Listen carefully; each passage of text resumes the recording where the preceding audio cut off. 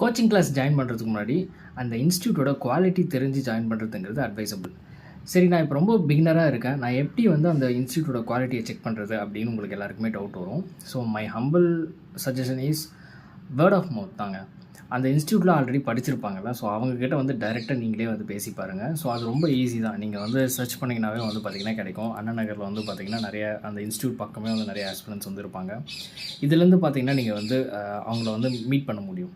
And அதுலேயும் வந்து பார்த்திங்கன்னா ஒரு 2 to 3 இயர்ஸ் எக்ஸ்பீரியன்ஸ்டாக இருப்பாங்களோ, ஸோ அவங்கக்கிட்ட கேட்கும்போது அவங்களுக்கு கிளியராக சொல்லுவாங்க. சிலபஸ் கரெக்டாக நடத்துகிறாங்களா, எக்ஸாமுக்கு ரெலவெண்ட்டாக இருக்குதா, போர்ஷன்ஸ் எல்லாம் கம்ப்ளீட் பண்ணுறாங்களா, இந்த எல்லா டீட்டெயில்ஸுமே உங்களுக்கு வந்து கிடைச்சிரும்.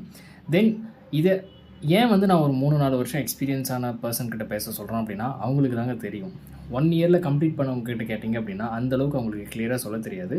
ஸோ அதனால் ஆல்வேஸ் ஒரு 2 to 3 இயர்ஸ் வந்து எக்ஸ்பீரியன்ஸாக இருக்கக்கூடிய ஆஸ்பிரண்ட்கிட்ட கேட்டிங்கன்னா உங்களுக்கு கிளியராக சொல்லுவாங்க. தேங்க்யூ ஸோ மச் ஃபார் வாட்சிங்.